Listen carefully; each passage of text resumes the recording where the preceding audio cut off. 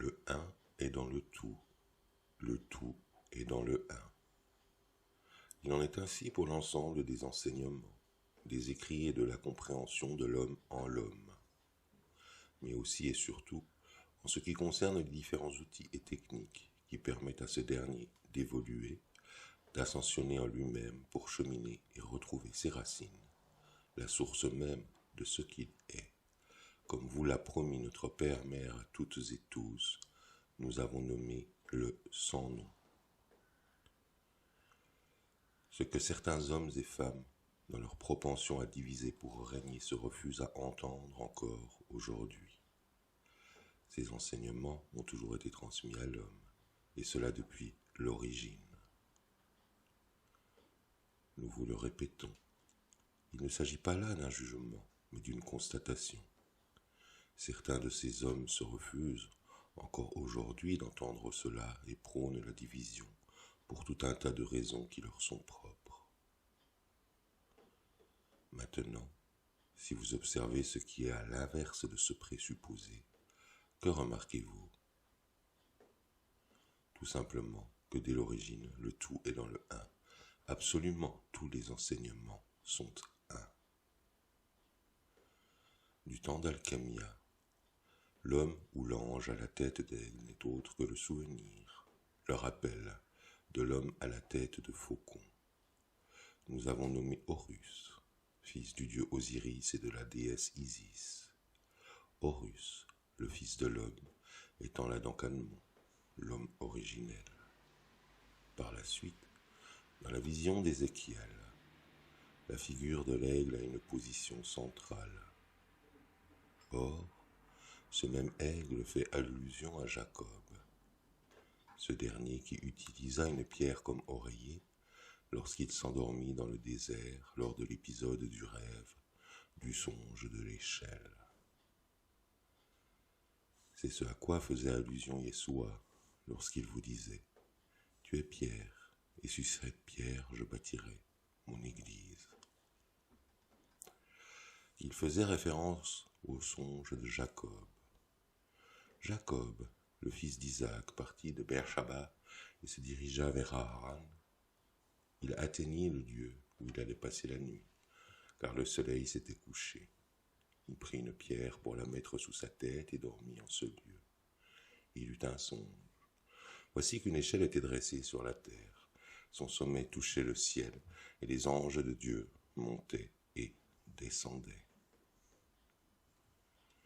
En aucun cas, il ne s'agissait de la première pierre qui se devait d'être posée pour construire une église qui est devenue celle que vous connaissez, ce que certains hommes ont prétendu.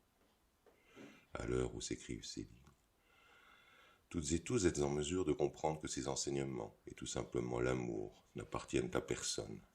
Ils sont, tout simplement.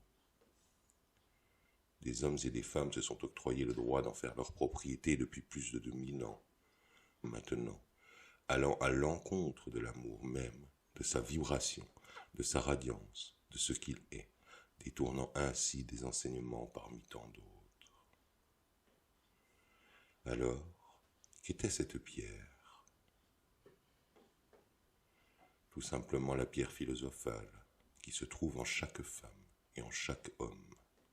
La pierre philosophale est la clé qui permet à l'être humain du 4e règne de passer à l'homme spirituel, du 5e règne, l'homme amour, et de redevenir le fils de l'homme originel.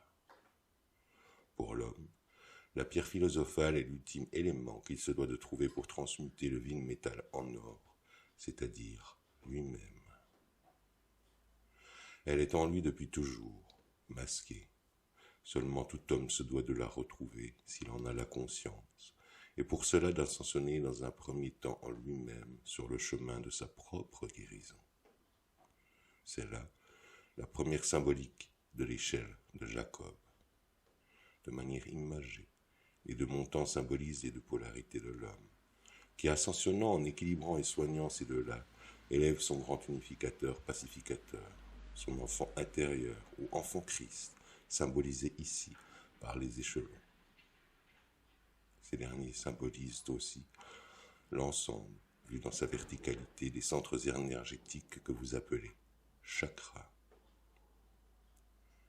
L'échelle de Jacob invite, dans un premier temps, tout homme à soigner chacun de ses chakras, eux-mêmes composés des 3 polarités pour ouvrir son canal énergétique ou christique. Lorsque ce canal est ouvert et équilibré, l'homme a accès à sa pierre philosophale.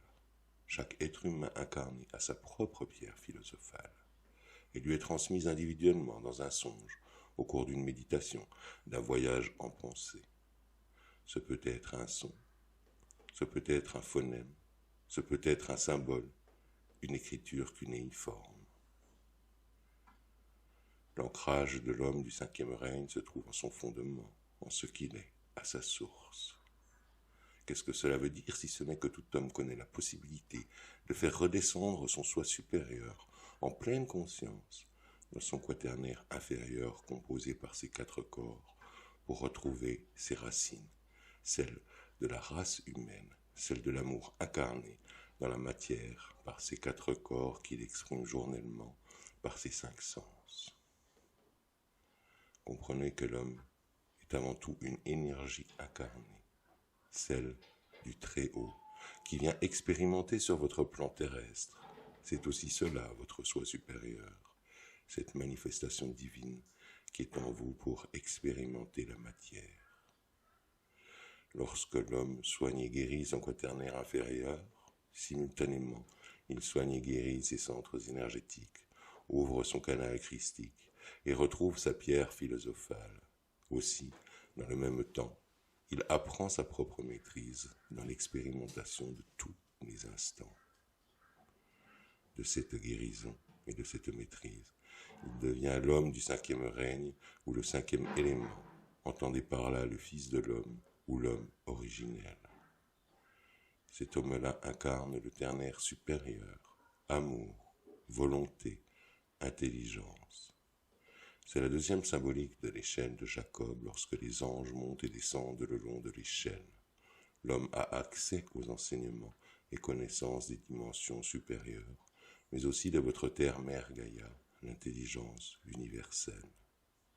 C'est à cet homme-là de les incarner en les expérimentant pour en faire son savoir et de le transmettre à d'autres hommes par sa volonté et par amour.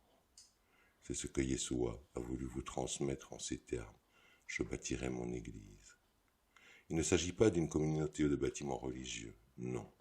Il s'agit de l'humanité toute entière qui incarnera en chacun de ses membres Christ, Christi.